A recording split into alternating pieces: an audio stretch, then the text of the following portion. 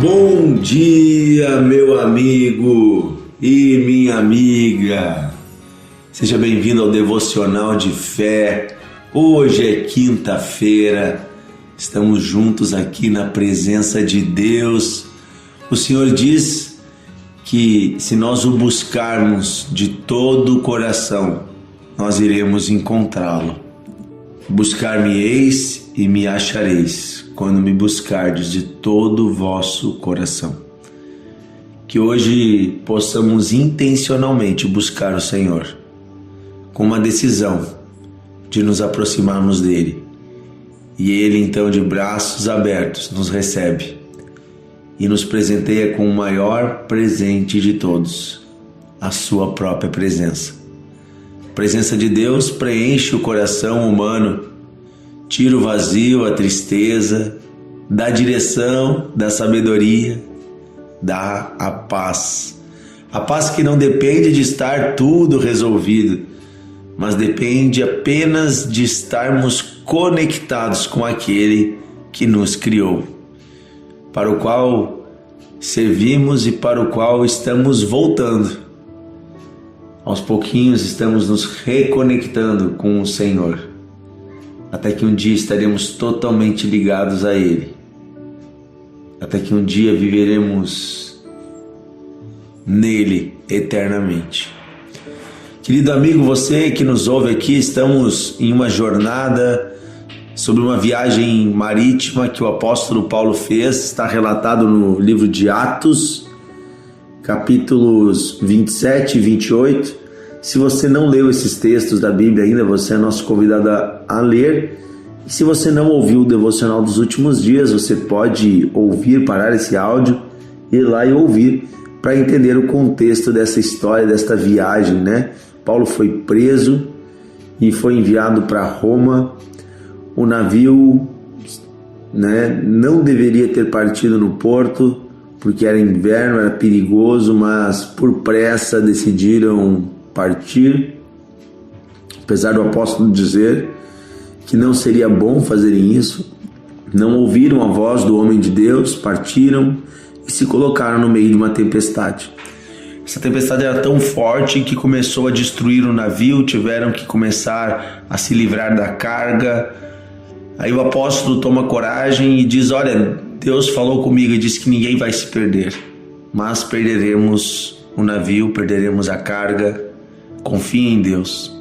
E aí então mais 2 semanas ainda de chuva, de tempestade, e aí nós chegamos a uma situação tão terrível em que os marinheiros decidem pegar o bote e fugir do navio.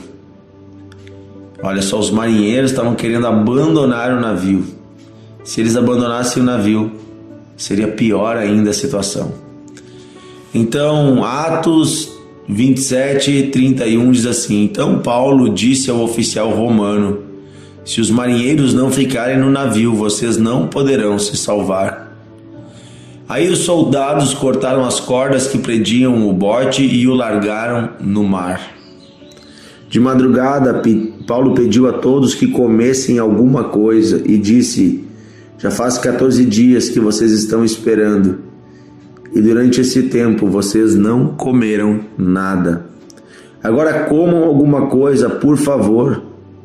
Vocês precisam se alimentar para continuar vivendo, pois ninguém vai perder nem mesmo um fio de cabelo.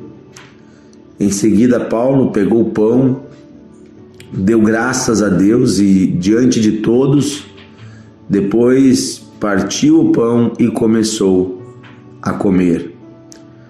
Então todos ficaram com mais coragem e também comeram.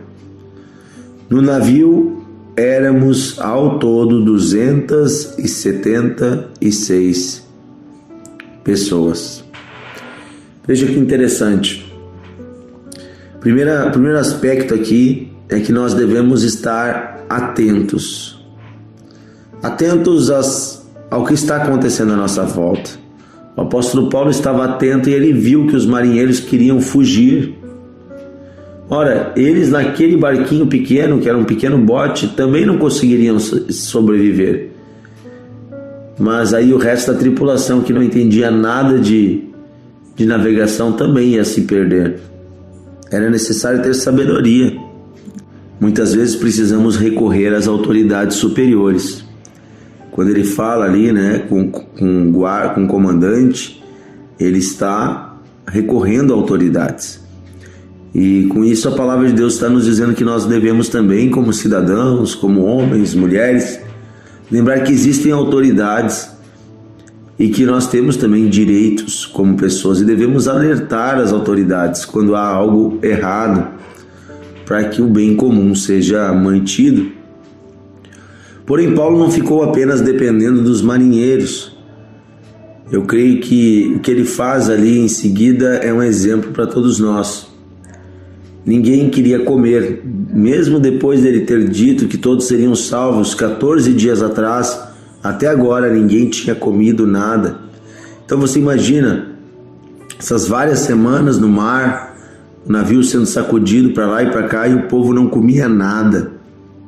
E Paulo sabia que eles seriam salvos, mas eles teriam que certamente descer do navio e nadar até uma praia. E é o que vai acontecer. Como é que eles iriam nadar, ter forças para isso, se eles não tivessem alimentados?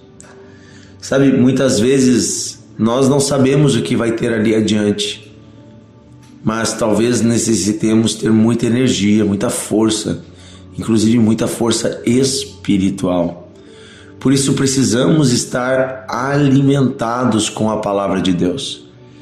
Eu acho interessante que a cena que segue é Paulo pegando um pão, dando graças a Deus, partindo ele, comendo e distribuindo.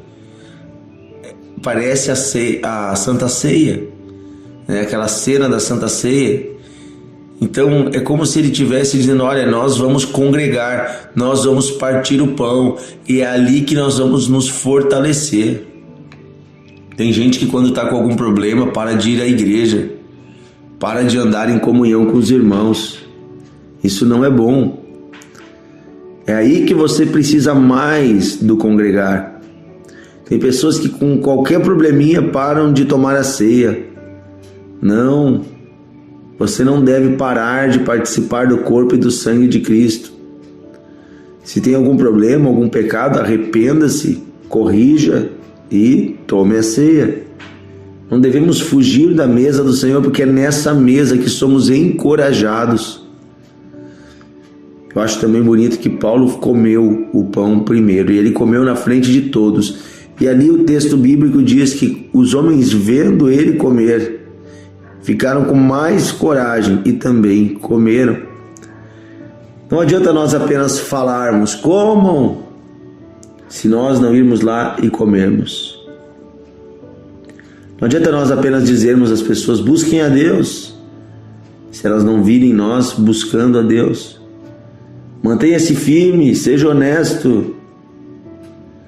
Pai, mãe, não adianta nada você dizer ao seu filho, não fale palavrão, se ele ficar vendo você falar palavrões. E assim servem todas as coisas da vida. As palavras têm um poder, mas o exemplo tem mais poder ainda.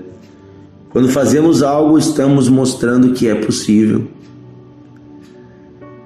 E por fim, o versículo 37 nos revela algo interessante. No navio éramos ao todo 276 pessoas.